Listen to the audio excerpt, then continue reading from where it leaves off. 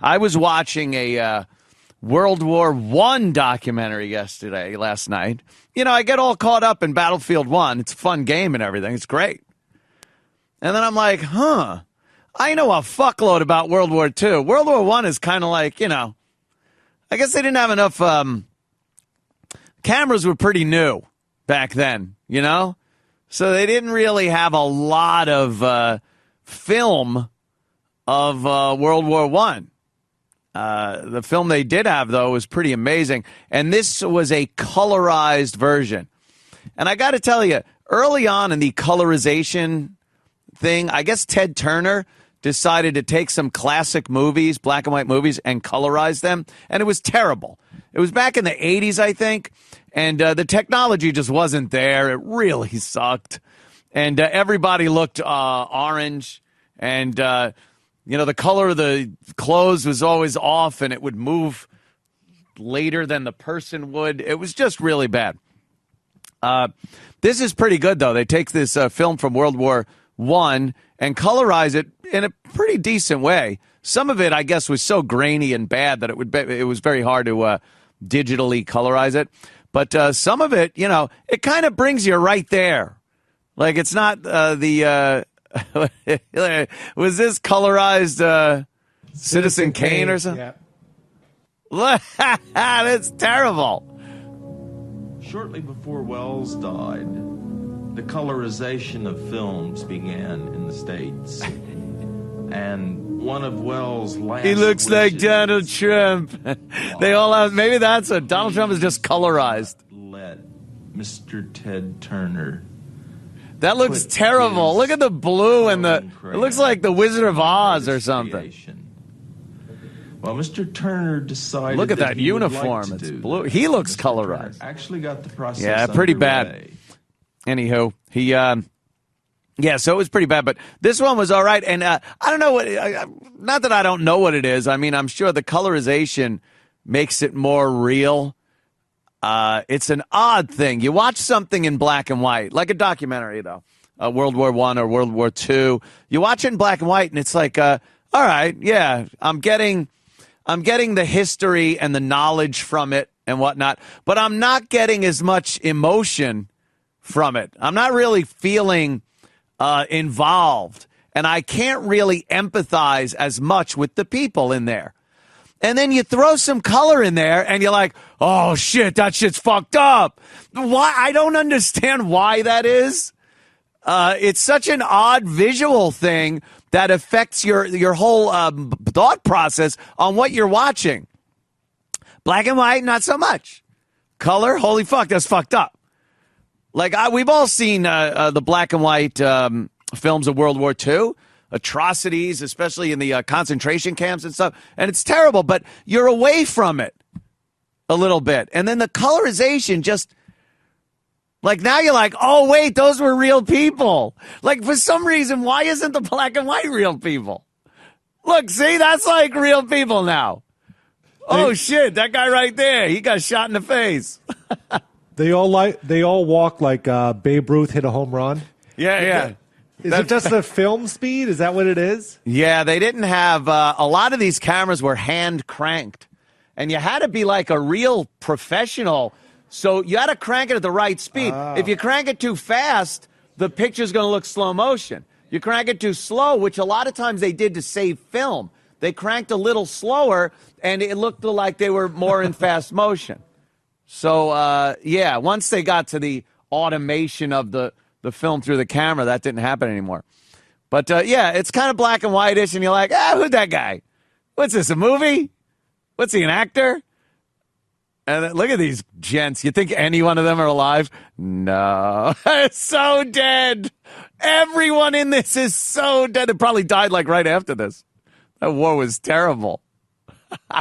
Yes. Here's a loose. So I'm watching the documentary, and some of it is color film, colorization, whatever, and it was really cool.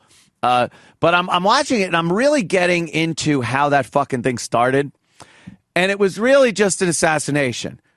The Austrian, one of the royal family of Austria was killed by a Serbian. And I'm like, well, who cares? Like, who gives a shit? Whatever. And then you realize the alliances that were back then, like, they were pretty strict. Like, if somebody fucked with your buddy back then, you had to fuck them up. So, like, Serbia and Russia were tight.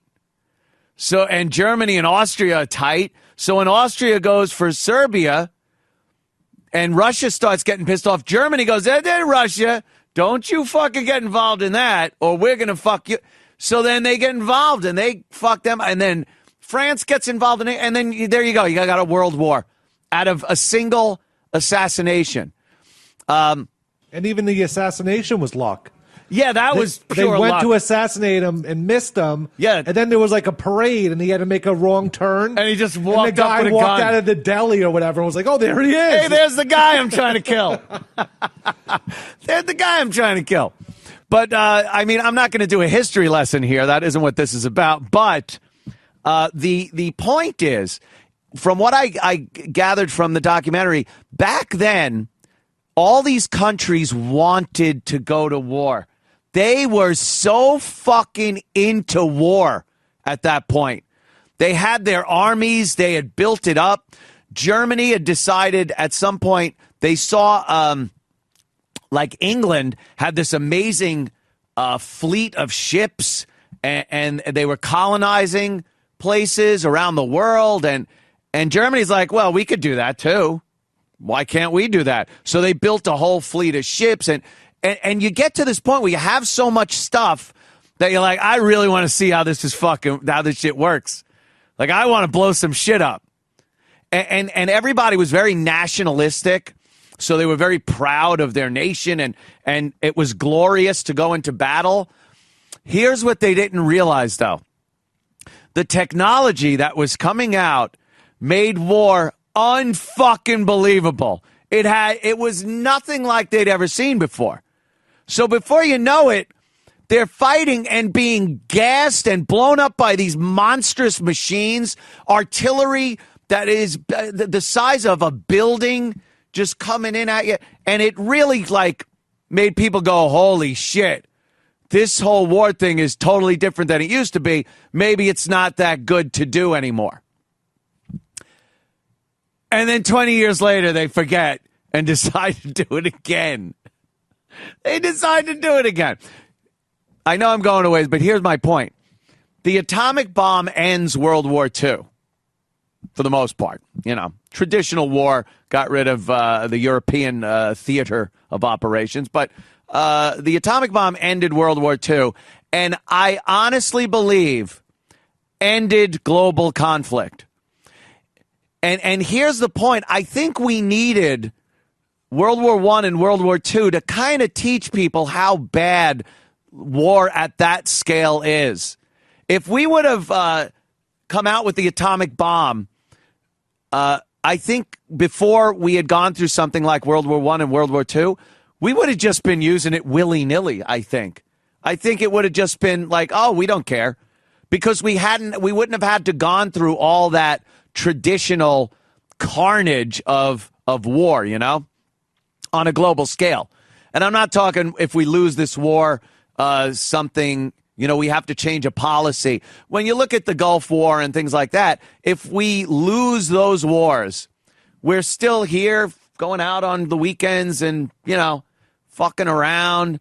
We didn't get something done that we wanted to get done. A lot of people were killed and injured and stuff. But our lifestyle here in the United States isn't going to change. When you lose a world war, like World War I and World War II, that's it. You're done. Like, you lose everything. Your country's gone. Your way of life is gone. So you're fighting that type of war with every single thing you have, right to the bitter end. And you will use a nuclear bomb to keep that from happening, because what have you got to lose? That's the point.